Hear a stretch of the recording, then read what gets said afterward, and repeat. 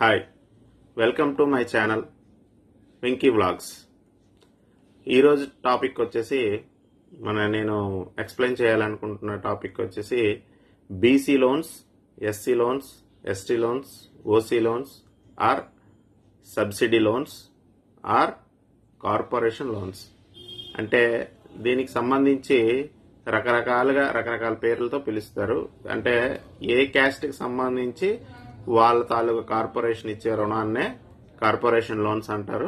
లేకపోతే SC loans, BC loans, ST loans, subsidy loans, ఇలా different నేమ్స్తో వాటిని పిలవడం అయితే జరుగుతుంది. ప్రజెంట్ అయితే ఇది అప్లై చేసుకోవడానికి లాస్ట్ డేట్లు అంటూ ఏమీ లేవు.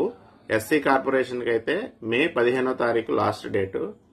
అయితే ఏ అంశాల్లో ఈ యొక్క లోన్ అనేది అప్లై చేసుకోవచ్చు, ఏ రంగాల్లో ఈ లోన్ అనేది అప్లై చేసుకోవచ్చు, అప్లై చేసుకున్న వాళ్ళందరికీ ఈ లోన్ అనేది అప్రూవ్ అవుతుందా కాదా అనేది ఒక టాపిక్ మీకు చెప్పాలనుకుంటున్నాను.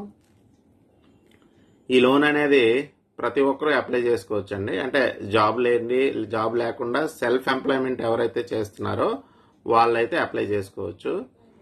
సెల్ఫ్ ఎంప్లాయ్మెంట్ ఆల్రెడీ రన్నింగ్ చేస్తున్న వాళ్ళే అప్లై చేయొచ్చు. వాళ్ళకి అవకాశాలు ఎక్కువ. ఏ సెల్ఫ్ ఎంప్లాయ్మెంట్ లేకుండా మేము కొత్తగా మళ్ళీ లోన్ తీసుకొని మళ్ళీ మేము పెడతాము అనే వాళ్ళకి అవకాశాలు అనేవి తక్కువ. సబ్సిడీ రుణాలు అనేవి ఇచ్చేవి తక్కువ. అది డిపెండింగ్ ఆన్ ఆ తాలూకా కమిషనర్ కానీ, లేకపోతే మున్సిపల్ కమిషనర్ కానీ, ఎంపీడీఓ కానీ వాళ్ళ చేతిలో ఉంటుందన్నమాట.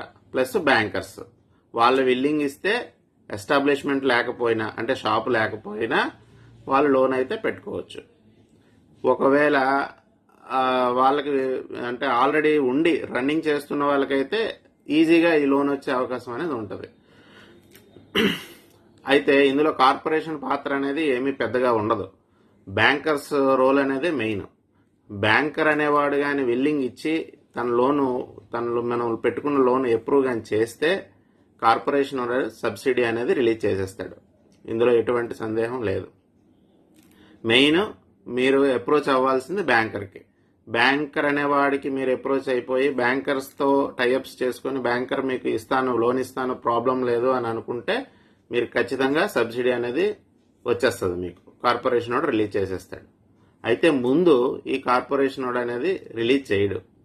మొత్తం ఇప్పుడు 2 లక్షల రూపాయల లోన్ మీరు తీసుకున్నారనుకోండి. ఈ 2 లక్షలు అనేది రిలీజ్ అయిన తర్వాత, అంటే మొత్తం మీరు పే చేసిన తర్వాత, అప్పుడు మీకు 1 లక్ష రూపాయల సబ్సిడీ అనేది మళ్ళీ మీకు కార్పొరేషన్ వాళ్ళు రిలీజ్ చేస్తారనమాట. ఇది అన్ని వర్గాలకి చెందుతుంది అనమాట. అయితే ఇందులో ఎవరెవరిది ఎంతెంత షేర్ అనేది ఉంటుందంటే, మీకు మినిమం 50% షేర్ అనేది కార్పొరేషన్ ఉంటుంది, 50% షేర్ అనేది బ్యాంకర్స్ది ఉంటుంది. అంటే 2 లక్షలకి 1 లక్ష రూపాయలు కార్పొరేషన్ ఇస్తుంది, 1 లక్ష రూపాయలు బ్యాంక్ ఇస్తుంది. కార్పొరేషన్ ఇచ్చే లక్షే మనకి సబ్సిడీ, బ్యాంకర్ ఇచ్చే లక్షకి మనం రీపేమెంట్ అయితే చేసేయాలి, ఈఎంఐ అయితే కట్టేయాలి. అయితే మొత్తం 5 లక్షలు తీసుకుంటే 50% అంటే 2,50,000 మీకు సబ్సిడీ రాదు. మాక్సిమం సబ్సిడీ 1,00,000 లేదా 2,50,000 అంతవరకు మాత్రమే వస్తుంది. ఆ తర్వాత మీకు సబ్సిడీ లోన్ అనేది అంటే అంతకంటే ఎక్కువ సబ్సిడీ అనేది మీకు రాదు. అయితే ట్రాన్స్పోర్ట్ సెక్టర్లో మళ్ళీ మీకు ఇందులో కారు కానీ ఆటో కానీ తీసుకుంటే అందులో banker share, corporation share, plus మన షేరు. అంటే మనం పెట్టుకుంటున్నాం కదా, మన తరపు సెల్ఫ్ షేర్ అనేది ఒకటి ఉంటుంది అనమాట. మనం కూడా దానికి షేర్ అనేది మనం ఇవ్వాల్సి ఉంటుంది.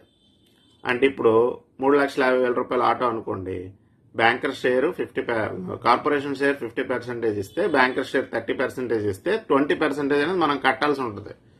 అలాగే కార్ ఇచ్చారనుకోండి, 9 లక్షల స్విఫ్ట్ డిజైర్ కార్ ఇచ్చారనుకోండి, ఆ కారు కూడా ఇలాగే మనకి 3 రకాల షేర్స్ లో ఉంటుంది అనమాట. అదే ఒక పాన్ షాప్ అనుకోండి, దానికి పెద్ద పెట్టుబడి ఉండదు, 50,000 రూపాయలు ఇస్తారు పాన్ షాప్కి.